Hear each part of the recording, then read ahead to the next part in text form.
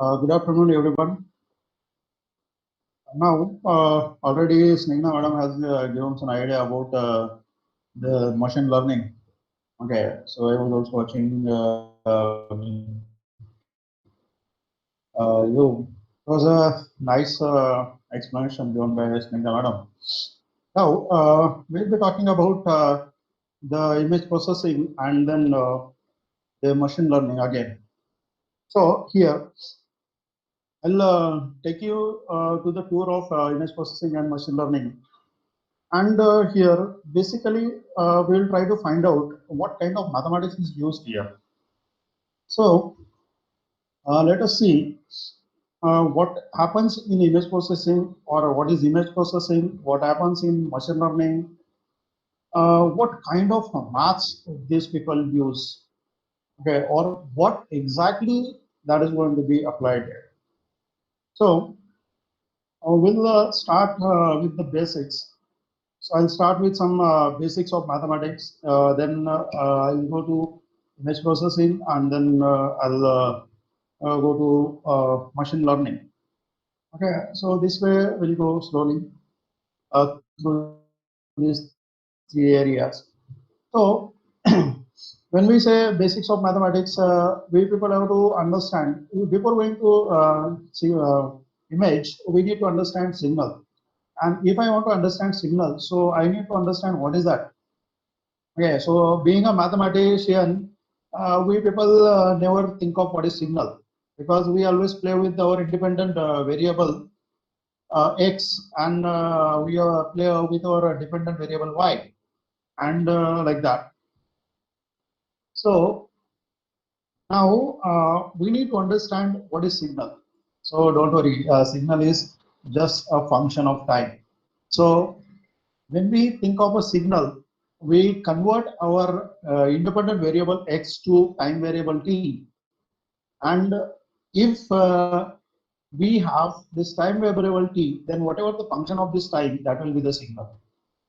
So for mathematicians, as good as y is equal to f of x is a function, for engineers, it is the signal y is equal to x of t. The people do not use f usually, but they use x. So y is equal to x of t. So x is a signal, or x is a function of t, and t is going to be the time variable, which is independent. So it's like that. The signal and the function, they are two similar words or equivalent words, we can say.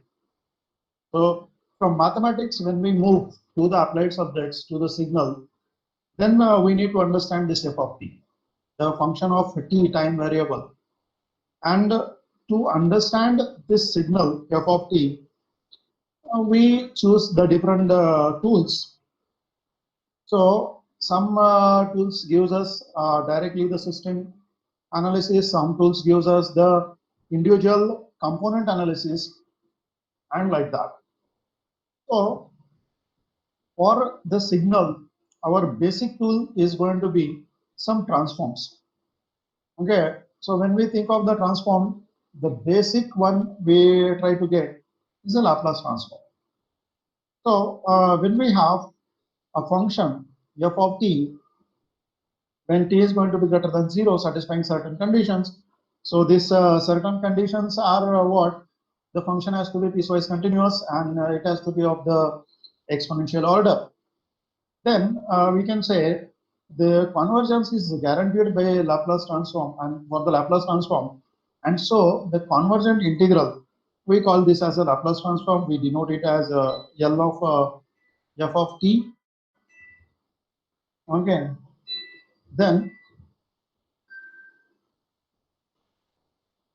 so here what happens when we use the Laplace transform f of t? Okay, so when we find the Laplace transform of f of t, then this f of t is converted into f bar of s.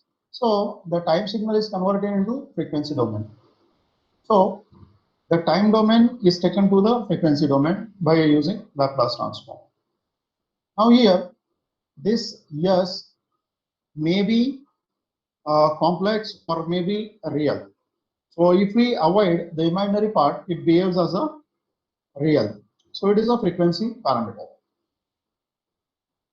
Now, we know the basic notations for the Laplace transform. So we have Laplace of f of t is equal to integral 0 to infinity e raised to minus st f of t dt equal to f bar of s.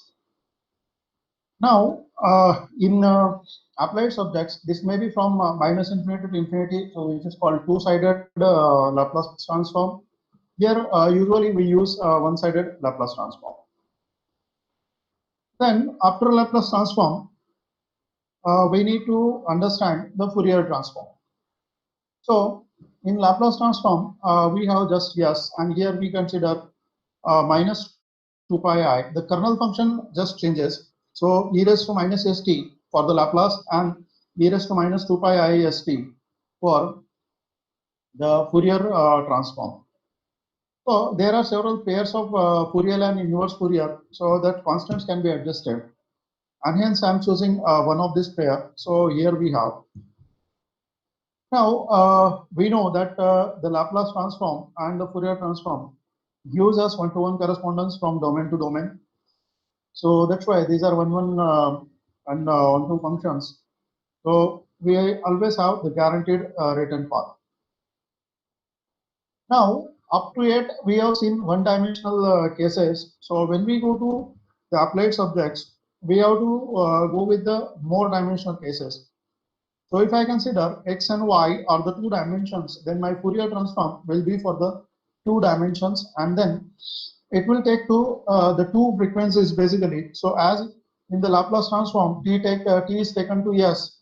So in Fourier, here we will have x will be taken to u and y will be taken to b, where this u and b are going to be the special frequencies. And this is what we have, the two-dimensional Fourier transform. Then after Fourier, we go to the fast Fourier transform. So sometimes we have the continuous signal, but sometimes we have the discrete signals also. So when we have the continuous signals, the Laplace transform and the Fourier transform, they work very smoothly. But when we have the discrete signal, then we have to go with the discrete versions of this transform. So we have the discrete Fourier transform. We also have the Z transform, and we are able to find the discrete Fourier transform using the fast Fourier algorithm, fast Fourier transform algorithm. So FFT actually gives you the DFT of the given signal. So here I have a signal small x of n. So small x of n is going to be the signal, and then I want to find out the fast Fourier transform or the discrete Fourier transform for this. So here these are the matrices that are used to find out the fast Fourier transform. Now, here this W is going to be the nth root of unity. So here we have total n number of observations. So capital N number of observations, and hence this W is going to be the capital nth root of unity that we use usually in complex numbers. And this way we are able to calculate the fast Fourier transform.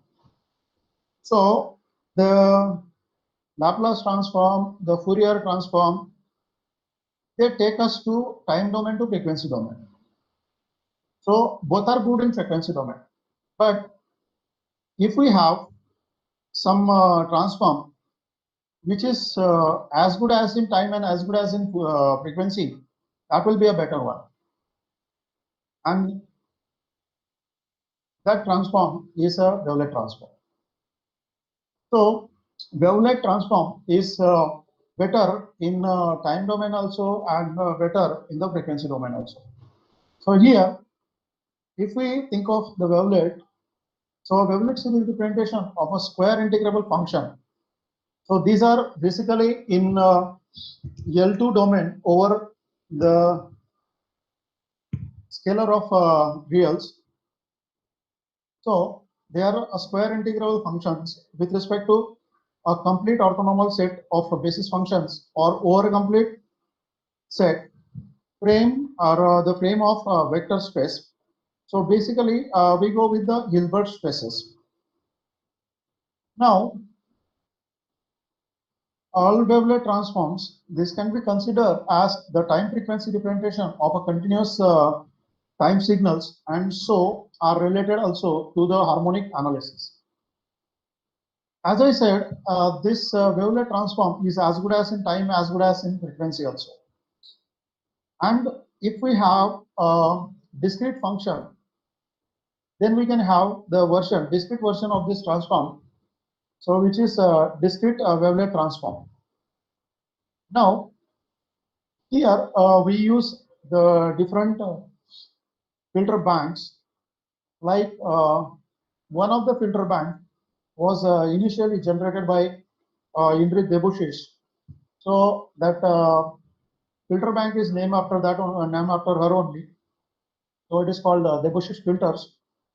Then we have the different types of filters, like symmetric filter, we have orthonormal filters, we have biorthonormal filters, and like that.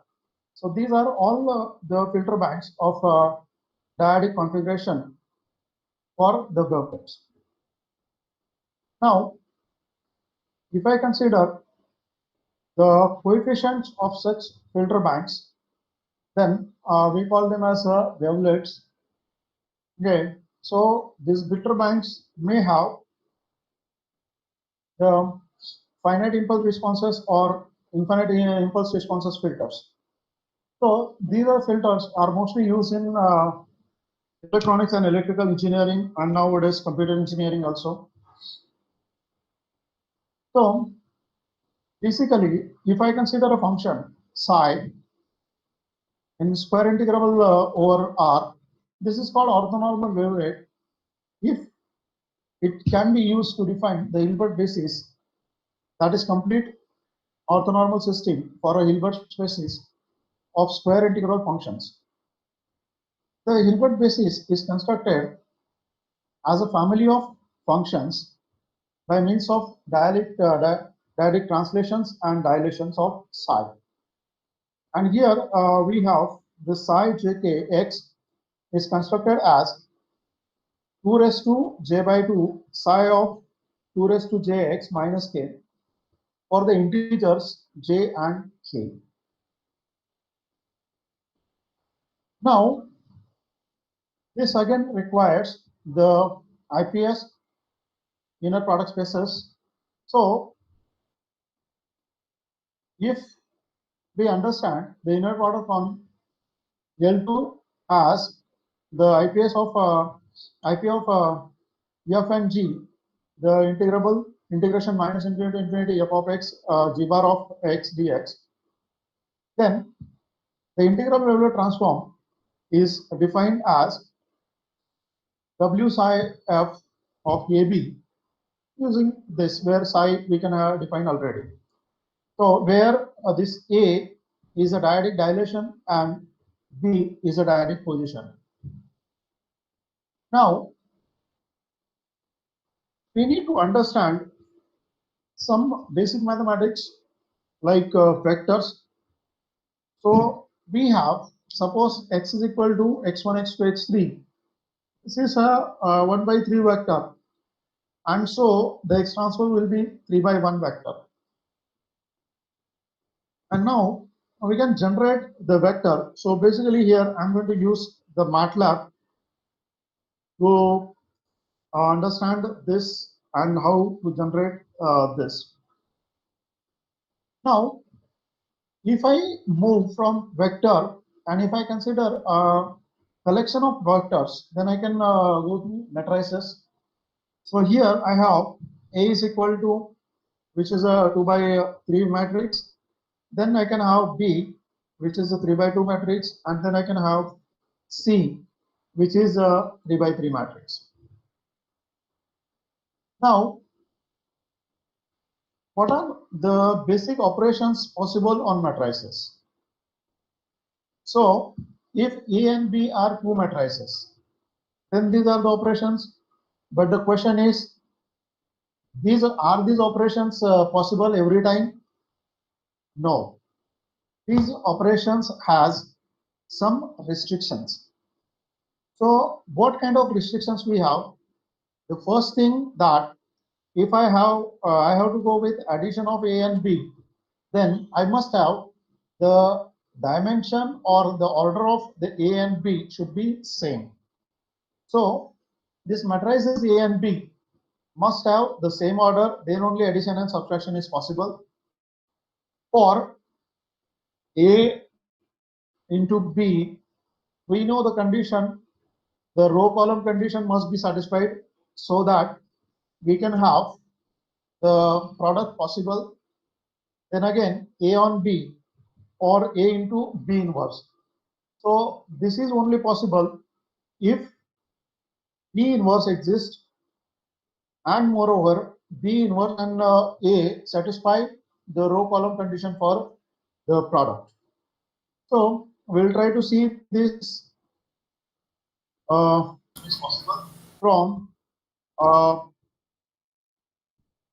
MATLAB. So I have this MATLAB. I hope you are able to see this. Yes, sir. Yes, sir. Okay. Yeah. Okay. So as I said, first we need to understand the vectors. So how we are able to generate this vector? So in MATLAB, it is easy to write the command that v is equal to in square bracket 125, and if I run this section, then I'm able to get the vector here. Okay, so this is the vector that I'm getting. Now, what I can have is this one command. Okay, and I'll run this section. So I'm able to get the vector here now. Okay, and now we have, again we can write this vector as 1 comma 2 comma 5. So if I put the spaces, then I am able to get the vector. If I put the commas, then also I am able to get the spaces here. So if I use this, then I am able to get this vector, which is very similar as above. Now, one thing we need to understand in MATLAB, the indexing always start with 1. In C programming, the indexing start with 0. So here, if I want to access a particular vector, then I am able to get the entry of that particular vector. So what is the first component of this vector v? So it is going to be 1, and so I got 1 here. Now we can add some elements to this. So I have already 3 elements in this vector v.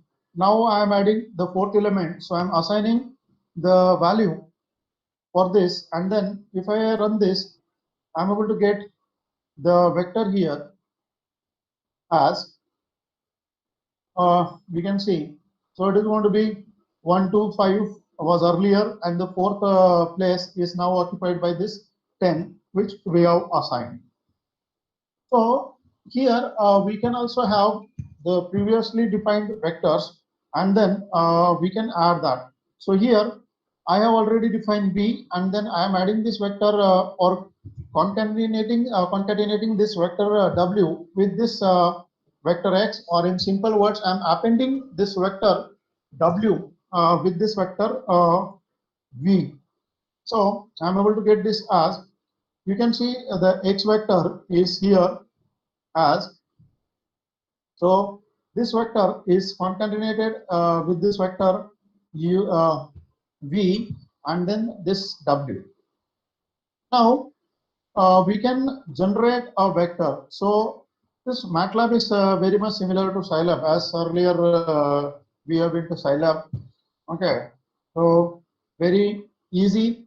So now here I am generating a vector with the spacing of 0.5. And so if we run this, we are able to get, this is starting from 0 to 3. So with the space of 0.5, so we have 0, then we have 0.5, then 1, and then so on. Now, if we want to generate a vector with the distance or the step size 1, then we don't need to have this here. So directly we can start with the initial value and the final value, and the vector with the space or the step size 1 will be generated. Now we can have the, this is 1 by 4 vector generated. So we can do addition and remaining algebra with the vectors if the dimension has no problem. So here I am considering u the vector 1 by 3 and v the vector of order 1 by 3, and then I am able to add these two because they have the same order. So we can get the vector w of the same order, and it is going to be this one. So we can even go for the subtraction. So we can write here is going to be p is equal to, we can have, this is u minus v, and then we are able to get this. So we got this. So we are able to define the addition, subtraction of these two vectors, and then these were the row vectors. Similarly, we can do with the column vectors. Now, suppose I have the row vector 1, 2, 3, and then I want to write the column vector with the same values. Then we need to give, or we are able to write this column vector like this. So if I then for matrices, if I want to change the row, then we have to put the semicolon, and then we are able to get it. So this way, I got here the row vector, I got the column vector, and I got the matrix here. Now here, if I want to define a matrix, we must have the rows and columns. So we got the matrix here. Then to access the entry of this matrices, we are able to access using the coordinates of that entry. So we have some special matrices also, like we have null matrix, we have the matrix of zeros, we have the matrix of ones, we have the identity matrix. So these are basic commands in MATLAB that we can use to create these matrices. Now I want to reassign the value. So here we can see in matrix M, we have this value to be 6, and now I want to reassign this value. So I'll reassign this value, and then if I run, I'm able to get that 6 replaced by 99. And then using this commands, M, the position of the element, or em for the matrix, and the position of the element, single term position of the element, we can able to access the particular entry. So for example, here I have this matrix. I want to access the element of 2 for the position, and then I again want to access the 8th element of this matrix. So if we run this section, we are able to get it. So we can have the matrix as well as, all right, the matrix. So we can see the matrix, and then the positions are accessed. So this way we are able to find out any element, or we are able to access the element of this matrix. Now we can access more elements or several elements at a time also. So I am accessing the first row and second row, and I am accessing the third column and the fourth column at the same time. I am accessing the elements 5 to 8 elements at the same time. So this is the submatrix of the given matrix we have accessed, and these are the sub-entries of this matrix. So this way we are able to access the entries. Now we are able to reshape the matrices. So this is the matrix I have. Now this is, we can see the matrix I have 3 rows and 4 columns. So number of entries I have 12. So I can reshape this matrix as I want to access this as 2 by 6 matrix. So we have the command reshape, and then we are able to get it 2 by 6. So this way we are able to resize this matrices. Then we can have the vectors created, and we can define the function over this vector, and then we can plot this function directly. So here I am having this vector t from 0 to 100. By default length is going to be default step size is going to be 1. Then I'm defining a function f over this vector. So it is going to be f is equal to cos of 2 pi times t upon the length of this t. So length of this t is going to be 100, and then I'm going to plot this f function and versus this t. So I'm able to get this. So this is what the curve I'm able to get for this. So this way, this is the basics of the vectors and the matrices which is required to understand the next concepts. So now we need to understand we are ready with the basics of the mathematics that we require to understand the image. So we need to get what is the image. So digital image is composed of finite number of elements where each of these elements have a particular value at a particular location. So we call this as the picture elements, or we call this as the image elements, or we call this as the pixels also. So usually when we talk about our mobile phones or our cameras, we always talk about megapixel. What is meant by this megapixel?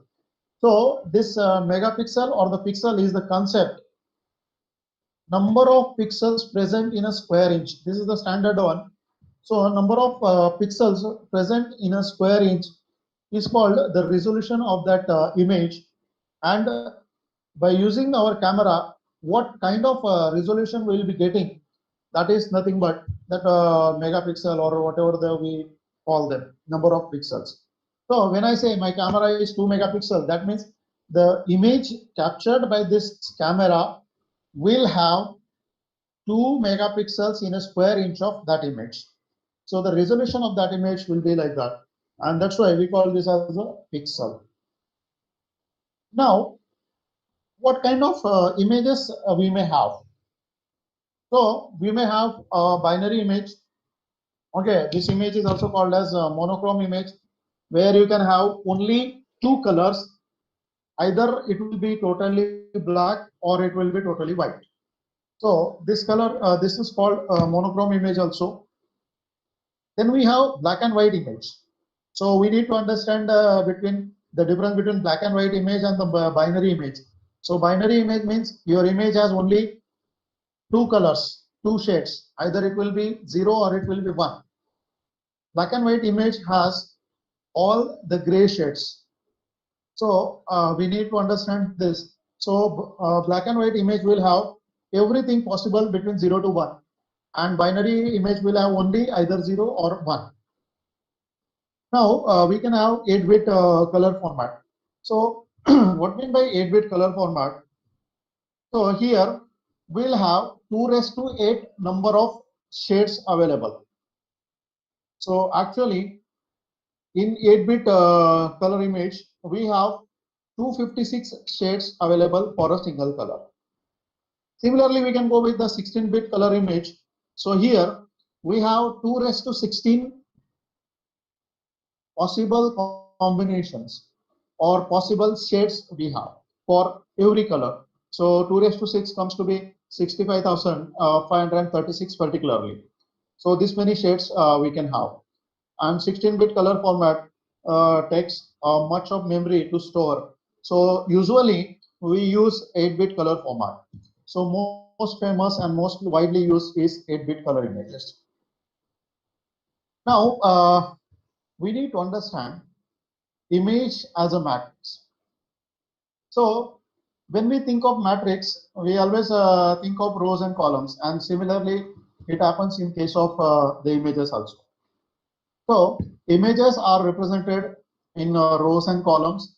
So particular element is now a per pixel of that image for us. So we can have the pixels of this, and we can have the matrix of the pixels. So every image is a matrix, or either way, every matrix is a image. So we can convert a matrix to image and image to matrix. Then how to represent a digital image? So digital image is represented as in a matrix form here. So I hope this is visible, because in MATLAB we do not start with 0 0, we start with the indexing 1 1, and hence we have this matrix form. Now, as I said, the image and matrix, they have one-to-one correspondence. So in mathematics, we say matrices, matrix. In application, we can have it as a image. So here, for example, I have given the matrix. So may possible that the entries of this matrix you are not able to see. This is a 25 by 25 matrix.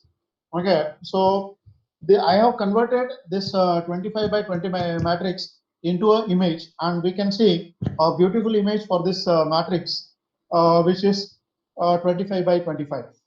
Okay, so I'll show you this matrix detail also, and how this image is generated. Now, what are the phases of image processing? So we have image acquisition. So here we get the image from the camera, then image enhancement. So here we do some basic operations on image, and then we try to improve it. Then image restoration. So whatever the information we get, as I said, we get in terms of the signals. So we have to arrange or rearrange the signals properly, and then we can restore the image. Then color image processing. So we have sometimes we get the weird images sometimes, and then if we adjust the color combinations or the basis, so usually the basis for the image, color image, is RGB, red, green, and blue. Okay, and then we use here wavelets for multi-resolution processing. Now, then sometimes we are not able to store the image as it is, and hence we need to go with the image compressions. So the basic recently the scientific community have acquired the image of a black hole. So the data was acquired several thousand number of times, and then after that it was compressed, and then the image was reconstructed. So that requires a lot of compression of data sometimes when you have huge data. Then morphological processing. So sometimes we have to adjust the resolution, we have to adjust the number of pixels, and then to get the required features. Then we have segmentation process. So in segmentation, we find the different parts of the image. So for example, when we try to do anything on the Google, or it gives us the CAPTCHA code to get to know whether the person is a human being or a bot. And that's why here we require the image segmentation. Then representation and description, object detection. So when we go with the segmentation, these two things come with. Now we'll try to see these features what we have discussed with the help of the MATLAB programs. So here basically I'm converting the matrix to a image. So here I am, as I said, the 25 by 25 matrix. So I'm getting this 25 by 25 matrix. I'm generating it. So it is not obvious to have the 625 entries in the mind. So I'm generating this 25 by 20 matrix, and then you can see the beautiful image coming out. So you can see this image. So this is the image corresponding to the 25 by 25 matrix, and I can show you the matrix also. So you can have the matrix here. So you can see this is the 25th column, and these are all the remaining columns. So column 1 to 12, and then we can have 12 to 13 to 24, and then we can have this is 25. Okay, so you can see the image corresponding to a 25 by 25 matrix. So this way, every matrix represents a image, and every image represents a matrix. Even though now I'll go with the higher value, so I'll go with the higher value as 225. Okay, and you can see the image. So this is 225. So this is the image of a matrix 225 by 225, and I have generated this image. Again, I'll go with some more to show you how matrix generates. So I'm going with another value 226 now. So you can have it.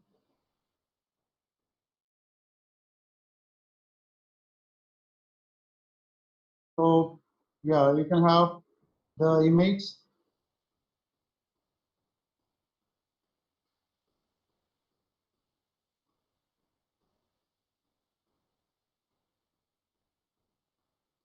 So here we'll have the image. You can see this image. This is the matrix 226 by 226, which I have generated the image. So you can see this contains a large number of elements. So better we see only the image.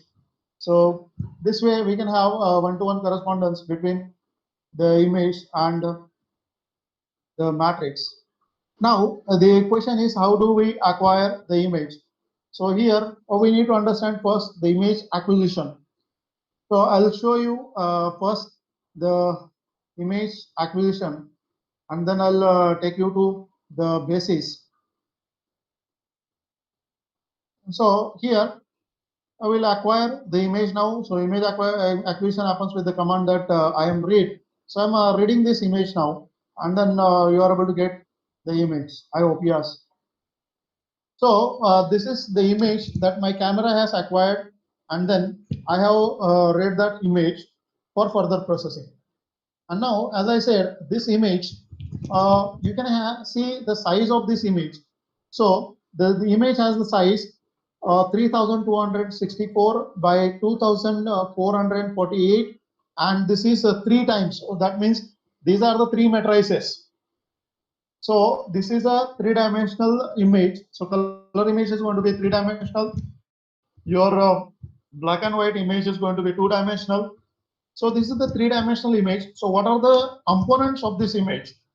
And then we can have, we'll see the basis of this image now. As I said, red, green, and blue. So I'll find out what is the red component present in this image, what is the blue component present in this image, and what is going to be the green component present in this image. So this is the original image I have. Yes. So you can see that the original image I have now. Okay. And then I have this components. So you can see these components. Okay. So this is the red component in this image. This is the green component in this image, and this is going to be the blue component in this image. So I have segregated the components. I have calculated the fundamental vectors present in this vector, which is my image now. So these are the basis vectors which form the 3-dimensional space for this image. And so this original image is my vector, and then these are the standard basis vectors with their coefficients. So I have converted this vector, or I have decomposed this vector into these three basis vectors. This is the basis red, green, and blue. So this is what we can have the basic. Then we'll go with further. Now, I have the addition of two vectors, as I have given you, this are the matrices. Now we'll try to have the addition. So here I am trying to have the addition of this matrices. So let us see what happens. I'm able to get the first figure. See here, I got the first image, I got the second image, but I'm not able to get the addition of these two.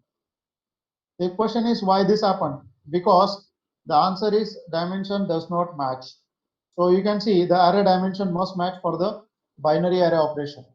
And that's why you can see here these two figures has the different dimensions, or these two matrices has the different dimensions. Only it is possible if they will have the same dimensions, and hence it requires to understand if I have same order matrices, then only I am able to do any operation on these images. Okay, so let us change the dimension. I'm going to change the dimension of this. So I'm having now the dimensions. I'm now going to change these dimensions, and I got the dimensions. Now I am getting this both at the same platform, and that will be the 512 by 512 matrices. So I'm changing this to 512 by 512 matrices, and let us see what happens. Yes, yeah. Okay, so now you are able to see all this. So this is what I have. Okay, so I'll have the first photo, first image, I'll have the second image, and I'll have the addition of these two images. So sometimes we see some images with the miracle, and then some people try to show that there is a sky, and then something pops up in the sky. Okay, so this is what the basic idea you can use to create such kind of images. So I have created an image with the addition of these two images. Okay, and similarly we can go with the algebra like subtraction. Okay, and also here I have already, now I'm using the different image.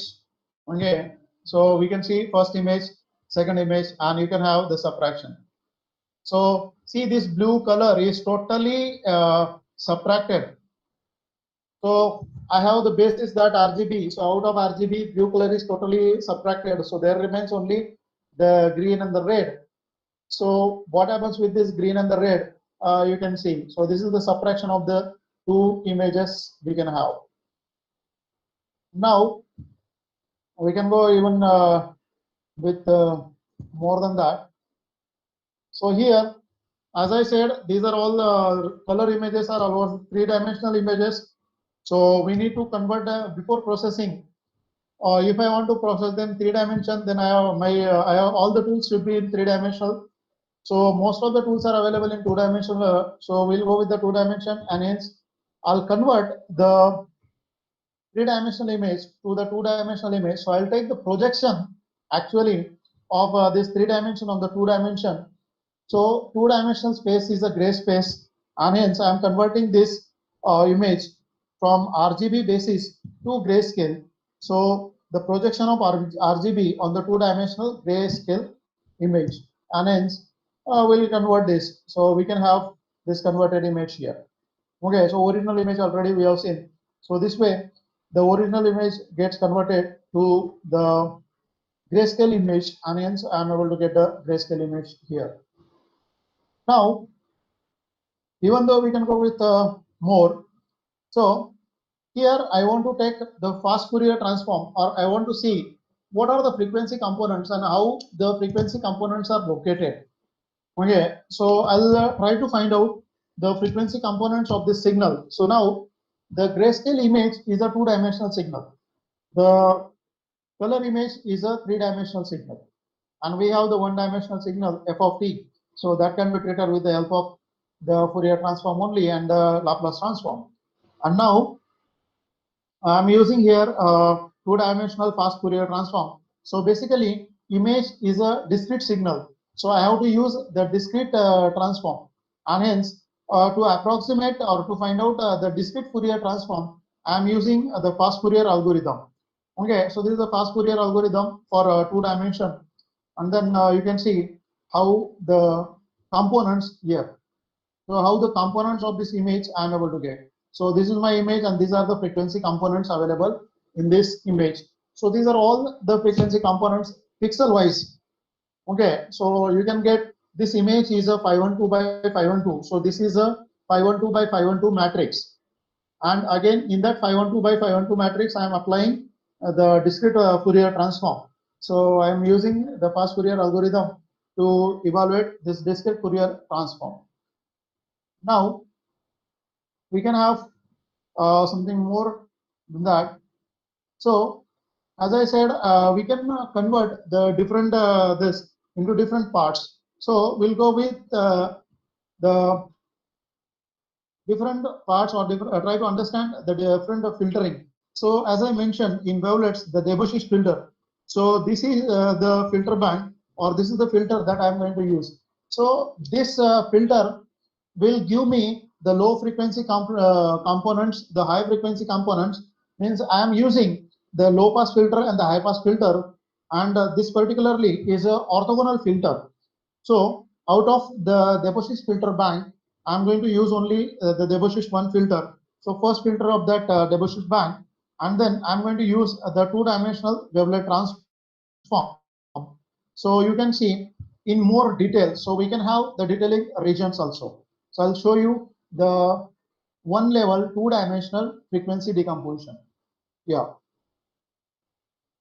So you can see this is the image I am going to use, and this is the frequency decomposition of this. So here I have this is actually the energy concentrated in one part. So whatever the energy present in the signal, that energy is concentrated in low low. Okay, then this is low high, this is high low, and this is high high part of or the combination of this. So here this low high and high low are called detailing region.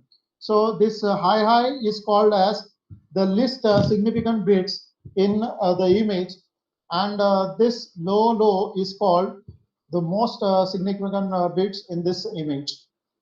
Now we'll go with some more than that also. So I'll go with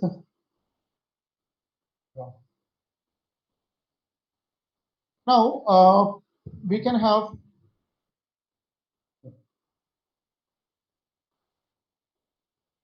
So here, when we consider these were the basic operations done on the image, then we can go with the another edge detection. So there are different edge detection operators. We have the Sobel operator, we have the Prewitt operator, we have Robert, we have Kenny, and Laplacian of Gaussian. Okay, so these are the different methods to find out the edges in the image. So how these operators are formed? So as I said, these are going to be mostly the matrices. Okay, so we can have the directions and then similarly the rectangular grid for this. So here we convert this rectangular grid into the finite difference operator, and then we use for example. So using this we are able to have the image, and then we are able to find out its edges using this is a grayscale image. So using this finite difference operator I'm able to get this edges. Now, what are the different operators? How the operators are defined? So as the image is a two-dimensional image, so it will have the x and y coordinate. So how it will work on x coordinate and how it will work on y coordinate. So this is the matrix for the Sobel operator on which will operate on x axis, and then this another matrix my which will operate on y-axis. So now here we have all these different operators and their corresponding matrices, how they are going to operate. So we have this robot operator, and then we have this Laplacian of Gaussian. Okay, so we know the Gaussian function, and then the Laplacian of Gaussian is defined as we are defining Laplacian of the Gaussian. So we know the Laplace operator, that del square operator. So you are using this del square operator, which is operated on this Gaussian function, and then this gives us a nice filter or the operator for age detection. So then we have some more operators like Kenny operator. We have again zero cross operator, and then we have some more that approx Kenny operator. Okay, so we'll see that how these operators operate on the different edges. Or see here I'm having the one image that I have pre-processed already. So then I'm going to use the Sobel operator. So these are the different commands for different operators. So I'm going to use the Sobel operator to find out the edges. So we know we have defined two matrices in Sobel operator, and then I'm using the two matrices to find the edges. So I'll run this. So you can see the original image. So this is my original image, and this is the edges detected after using the Sobel operator. Now we can use some another operator. So I'll suppress this one, and then I'll use the private operator. So if I use the private operator, then this is these are the edges detected by the private operator, and so on. We are able to use all the different operators, and then we are able to get. So this is using by robot operator. Okay, and I'll use more on this. So I'll go with, we can have all possible combinations. So we can go with the Kenny operator. You can see that this gives more edges out actually. So Kenny operator gets more edges, and it gives you more areas detected. So we can see one by one this Kenny operator gives you a better one. So it has the advantages that it is Gaussian based operator, so it derived from Laplacian of Gaussian operator, and then it has good localization, so it extract image features without altering the features, and it is very less sensitive to noise, so it will not count the noise. Now, what are the real life applications of age detection? So we can have in medical imaging, study of anatomical structure, or finding the bone cracks, and many more. So we can locate the object within satellite images by using the age detection. Then we can have automatic traffic controller system. So we can detect the more vehicles, and then we can take accordingly. It has the face recognition and finger recognition, so we can do with the help of this. Now, what are the overlapping fields with this image processing? So basically, we have image to image, then we have digital image processing. Then if I add a description to image, then I'll be having computer vision, computer graphics. And if I go with description to description in the images, then we can go with the artificial intelligence. And now it comes to machine learning.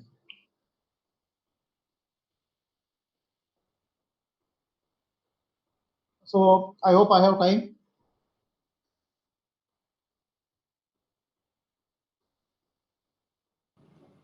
How much time I can take, sir? Sir, actually time, you can continue, sir. Yeah. Okay. 10 minutes, 10 to 15. 10 to 15 minutes. Yes. Okay, I'll try to get that. Yeah.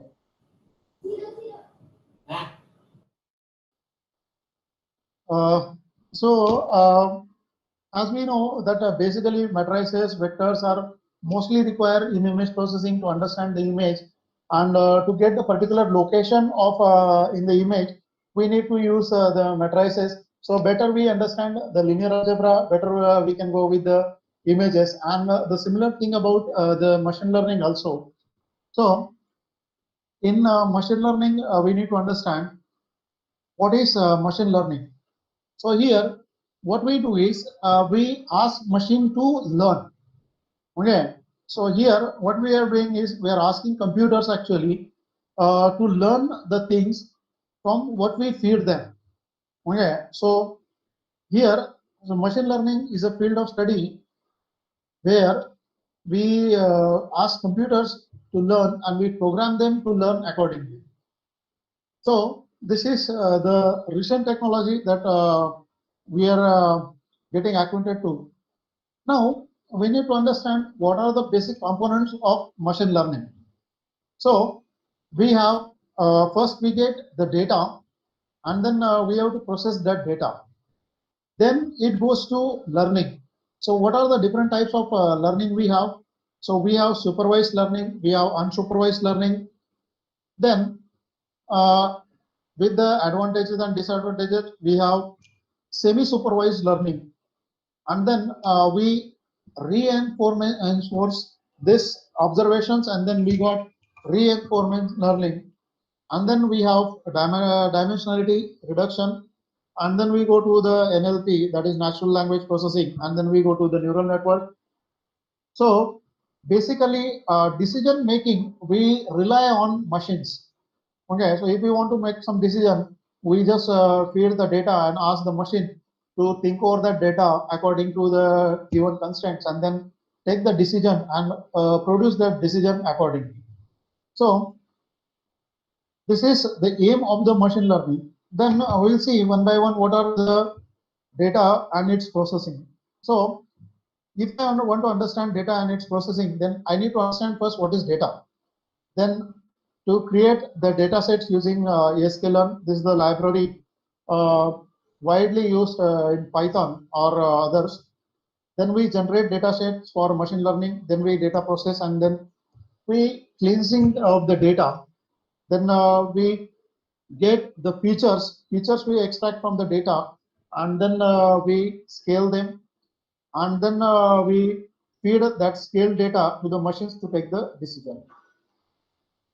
So here we'll see one by one. Now, if I have the data, then the understanding of this data processing will collect the data, then prepare it, then I'll take it as an input, and then I'll process it for the certain parameters, and then we'll have the output, and after that we'll store this data at the storage. Now, what happens in data processes? So we get raw data, we structure it. After structuring it, we try to know what are the features, and then we explore that features, and then we try to visualize that data. Then after this, how do we cleanse the data? So when we get the data, sometimes the figures are not correct, or some figures are missing.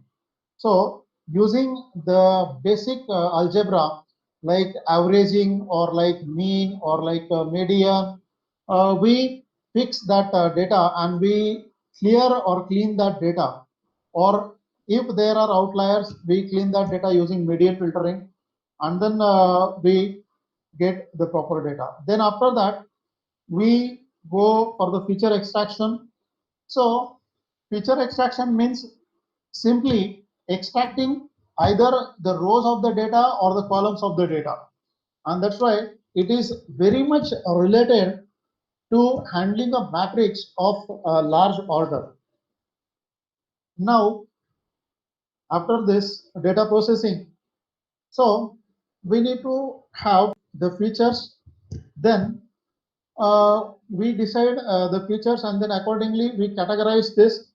So for example, if I have a data of size 5,000 people, and then I have the features age, salary, and what kind of apartment that person belongs.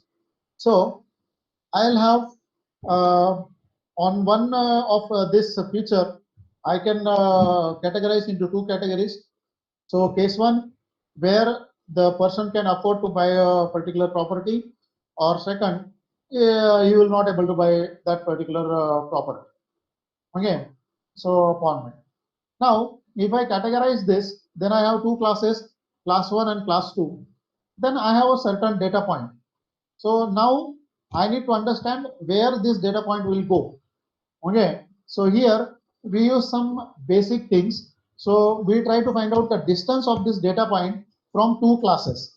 And to find the distance, we use the several kind of distance algorithms. So we have Euclidean algorithm, we have Manhattan distance, and the combination of these two, which is Minkowski distribution or distance we use, and then using this I am able to fix where I have to put this data. Now, what are the techniques to perform for the feature scaling? So sometimes we are not able to get the proper observations, or one figure becomes dominant over the other features, and hence if we scale these features, then we are able to get a better decision. So to perform the feature scaling, we use the different techniques. So we use a minimax normalization, we use standardization. Then after this, we have the different type of learnings. So what we do in learning, we have algorithm, and then we get a logic. So using that logic, we get our decision. So we partition data into two types. One is the training data set, other is the testing data set. And if this logic works on the testing, then we can say yes, it works on all the data set. So what are the types of learning? So as I said, supervised, unsupervised. Then we have semi-supervised, and then we go to the reinforcement of this learning. Now, after this, so what are the components of the supervised learning we have? So we have to classify, we have to understand the basic classification, we have to use what type of regression we use, then what is the difference between the classification and regression, and then we go to the other analysis of this data. Okay, so here when we have supervised learning, we either go with the classification or we go with the regression. So what is the difference, or how we decide the classification or regression? So if we have labeled data, then we go with the classification. If we have no data, then we go with the regression. And then using these techniques, so we have binary classification. So we classify into two cases, like case 1, case 2, or we have multi-class classification of the data. Then we try to understand, we have a training data set, then we extract the feature, then we construct a machine learning model with the help of this machine learning algorithm, and then we check always the quality. So if it gives you the correct decision up to certain extent, then we rely, or otherwise we will tune our machine learning algorithm. Now, what are the different classifiers we use? So we use linear classifier, like logistic regression. We use a tree-based classifier, like decision tree classifier. Then we use support vector machines, so we SVMs, RDANN, then Bayesian regression, and these are some of the classifiers that we use to classify the data.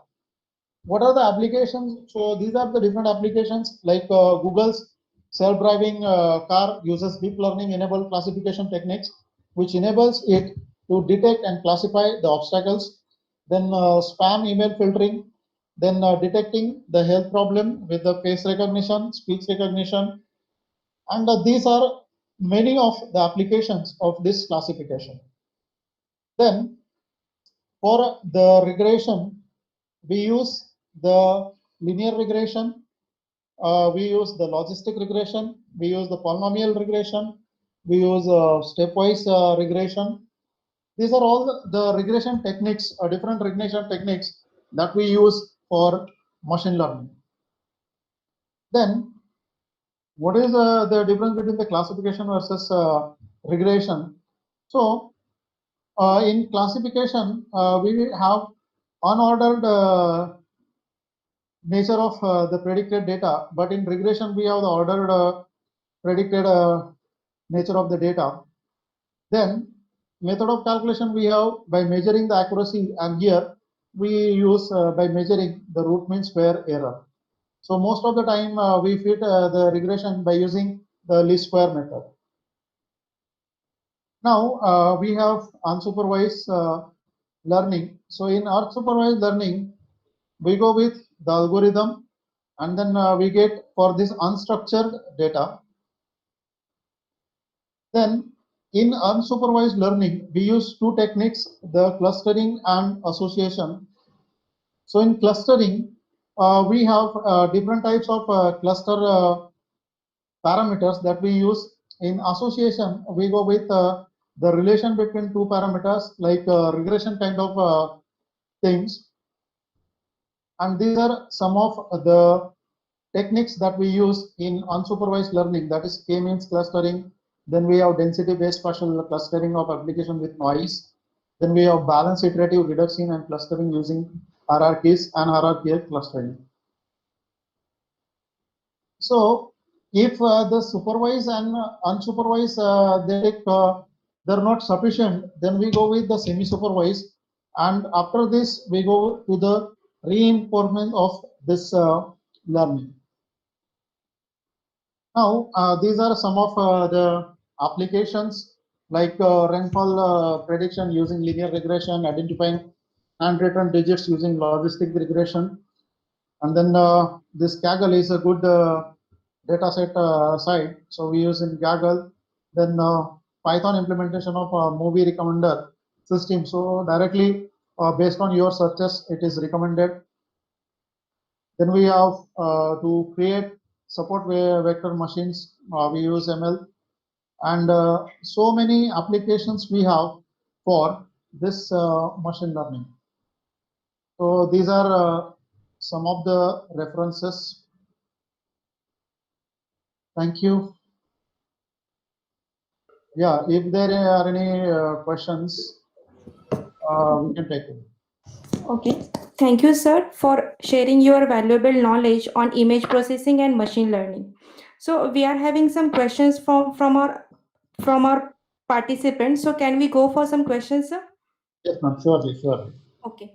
So the first question is, what is the best book to learn MATLAB?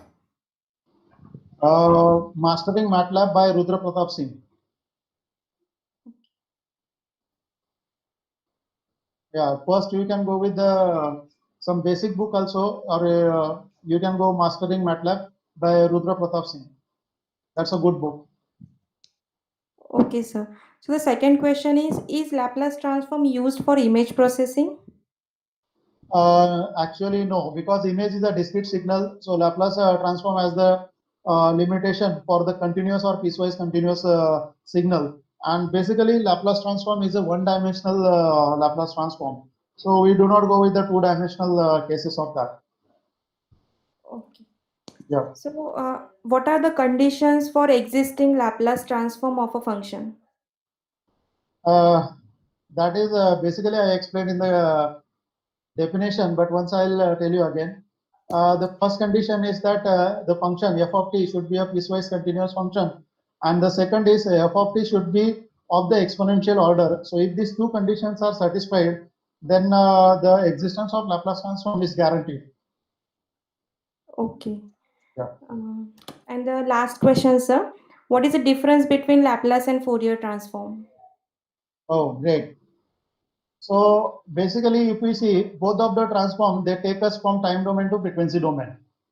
Okay, but when we think of using Laplace transform and using the Fourier transform, so if I have a system, then I want to analyze the system. I want to go for the analysis of the system where this system will break down or where this system will be not controllable, okay, then I'll use the Laplace transform. I'll find out the transfer function of this system, and then I'll go with the analysis in frequency domain, like Bode plot, the zero and poles of this system. So I will come to know that where the system is going to be uncontrollable and where the system is going to be it is going to be stopped or it is going to be not working. Okay, so this is possible due to Laplace transform, correct? And now, if I want to have the component-wise analysis of the system, then I'll use the Fourier transform. Okay, so this is how where we need to use the thing. The tool is useful according to its area. Okay, so I cannot say that Laplace transform is more useful or Fourier transform is more useful. So both of these transform are very useful. They have their own set of advantages.